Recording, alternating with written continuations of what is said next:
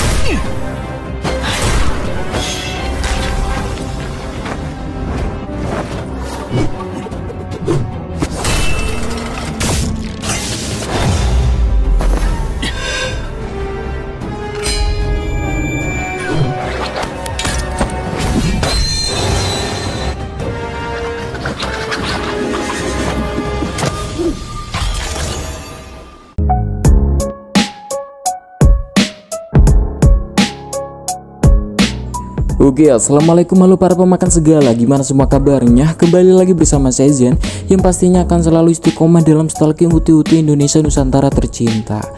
Oke, lanjut di Jiren Saga episode 2. Tanpa banyak spoiler di awal, langsung saja kita ke ceritanya dan bekicrot. 世人命运交错，与皆为其途。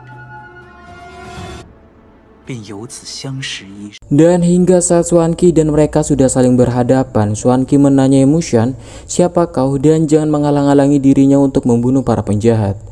Lalu Mushan memperkenalkan dirinya, ia berasal dari klan Wuming, generasi ke-18 dan bernama Mushan. Mendengar klan Wuming, Xuanqi berasumsi bahwa Mushan ada kaitannya dengan para kurir obat Sui yang bertopeng ini. Dan faktanya Mushan sendiri tak menyadari bahwa yang ia tolong adalah seorang kurir Sui.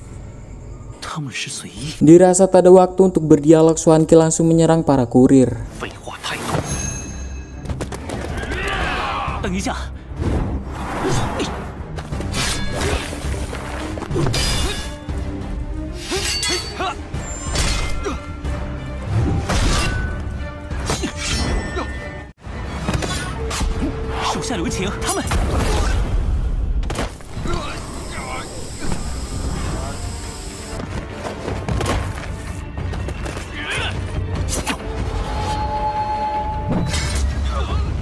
Namun di sisi lain Mushan meminta pada Xuanqi untuk mengampuni mereka.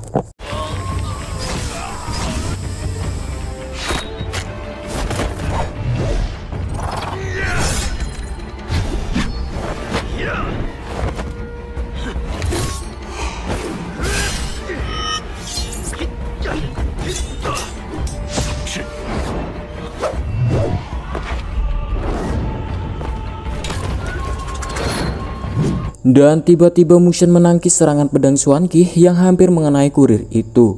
Lalu Xuanqi mengatakan klanmu terlalu ikut campur dalam masalah ini. Namun menurut Mushan, mereka bukanlah manusia, kenapa harus disakiti? Hingga tiba-tiba salah satu kurir hendak menyerang Mushan. Dengan sigap Mushan menyegel tubuh kurir tersebut hingga tak bergerak. Dan Mushan berasumsi bahwa mereka sedang dirasuki. Namun menurut Xuanqi penyebabnya adalah patung Qiming. Jika mengkonsumsi rumput merah berlebihan dapat merusak tubuh dan pikiran, hingga menjadikan mereka bukan manusia atau iblis lagi. Dan harus menghancurkan cangkangnya dan semua bentuknya akan hancur. Dan ucapan Xuanqi membuat Mushan terkejut karena Xuanqi tahu tentang hal ini. Lalu berkata, lalu kenapa kau menyerangnya? Dan Xuanqi menjawab, karena nama mereka ada dalam daftar penjahat. Mereka seharusnya sudah hilang dari lama. Di tengah dialog mereka berdua, Lian Mang memotong pembicaraan mereka dan berasumsi klan Kuang sangatlah arogan, memutuskan sendiri baik buruknya dunia, sedangkan dunia tak hanya ada hitam putih saja. Mengandalkan moralitas yang ada di tanganmu untuk menilai moralitas semua orang sangatlah tidak berguna.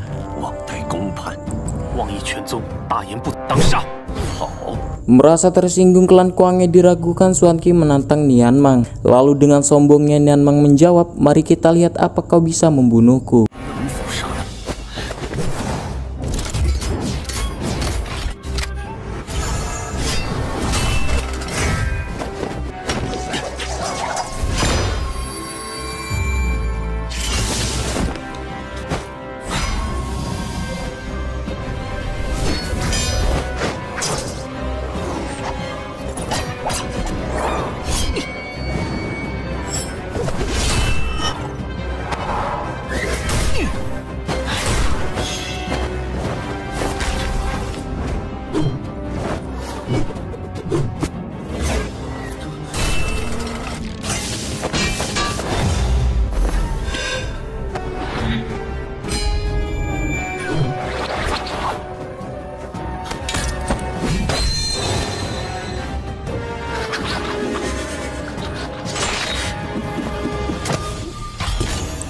Hingga lagi-lagi Mushan menangkis serangan dari Nian Mang dan berusaha menengahi mereka dan menjelaskan bahwa ada 3 jenis Sui, yang 2 ungu dan emas biasa dinikmati oleh para panglima perang dan bangsawan, sedangkan yang berwarna merah sangatlah merusak seseorang, biasa disebut dengan pil Chisou, dan pil ini sudah dilarang di seluruh kerajaan. Namun masih banyak beberapa pedagang yang mengejar keuntungan dengan mengirim prajurit untuk mengantarkan obat-obatan, dan hal itu yang diantarkan Nian Mang sekarang, obat terlarang. Lalu dengan pedenya Nian Mang malah menjawab, jika benar lalu kenapa? Dan Mushan lalu meminta pil Chisou untuk menyerahkan kepadanya dan terima hukuman yang sepantasnya. Mendengar hal itu, Nian Mang malah tertawa dan berkata, orang Sui tak mengganggu, tapi kenapa orang lain mengganggu? Orang-orang serakah selalu menyalahkan kekuatan luar dan hal itu menurutnya sangatlah bodoh. Dan berkata jika prajurit mistik keluar malapetaka akan terjadi. Hingga dirasa tak ada waktu untuk bermain-main, ia mengeluarkan sesuatu dari tangannya hingga membuat semua anak buahnya bercahaya merah.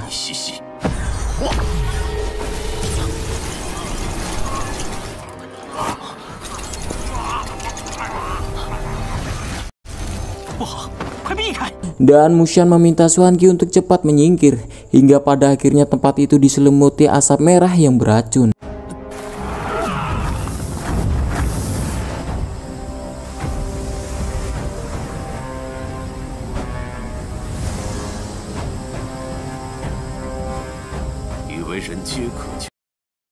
Dan masih kepada Nian Mang yang berkata, berpikir bisa menyelamatkan semua orang sangatlah bodoh sekali, sembari pergi dan berkata, kalian tak pantas mengetahui nilai dari pil Chisou.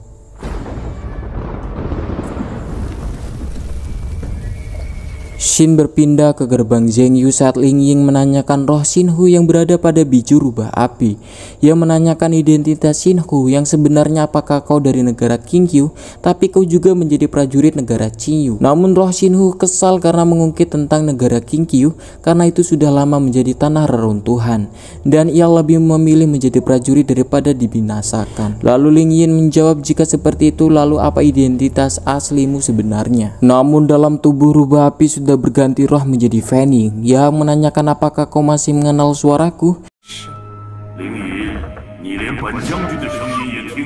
Dan Ling Ying masih mengenali bahwa itu suara Jenderal Fanning, dan tak menyangka negara Qiyu telah mengerahkan jenderal mereka, dan berkata, apakah mungkin mereka lupa dengan peraturan kaisar? Jika seseorang panglima pergi berperang, mereka akan terikat oleh aturan, sedangkan prajurit mistik adalah senjata berat untuk menghancurkan negara dan tak boleh meninggalkan kuil leluhur. Jadi apa permusuhan kali ini hingga kita harus saling memusnahkan? Namun menurut Feng Yin, dia tak tahu kaisar mana yang dimaksud oleh Ling Yin, karena semenjak pemberontakan 9 negara, peraturan tak lagi berlaku, yang membuat para prajurit mistik kembali muncul dan meminta Ling Yin untuk bertekuk lutut kepadanya.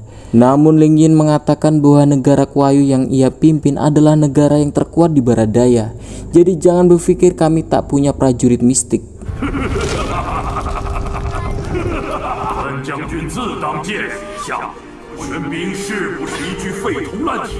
Mendengar hal itu, Fanning tertawa dan menantang untuk tunjukkan prajurit mistik negara Kuayunya dan menghina apakah prajurit wanita Kuayu hanyalah rongsokan besi. Namun Ling Yin mengingatkan bahwa saat prajurit mistik bertarung akan terjadi kerusakan di mana-mana, dan berkata raja negara Qiyu sangatlah keras kepala. Namun menurut Feng Yin, Ying Ling sangatlah takut dan melakukan penawaran cukup memberikan satu benda saja dari negara Kuayu, ia akan mundur dan menjamin 10 tahun perdamaian, yaitu adalah inti roh. Namun menurut Ling Yin, inti roh adalah harta negara Kuayu dan tak akan pernah untuk menyerahkannya. Mendengar hal itu, Feng Yin tak punya pilihan selain berperang dengannya, hingga akhirnya mengeluarkan sebuah pedang dari ekor besinya.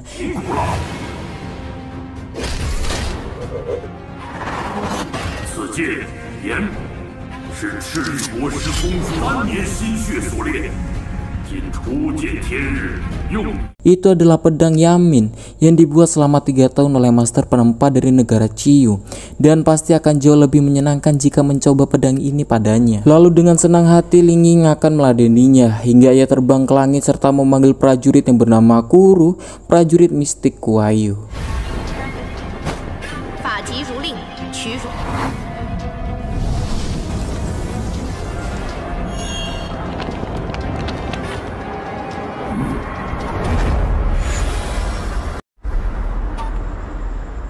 dan lanjut part 3. Oke guys, sekian dari episode 2, lanjut ke part 3. Jangan lupa klik like, subscribe dan share biar saya tetap semangat dalam merangkum cerita guys. Saya Zen, undur diri, dadah.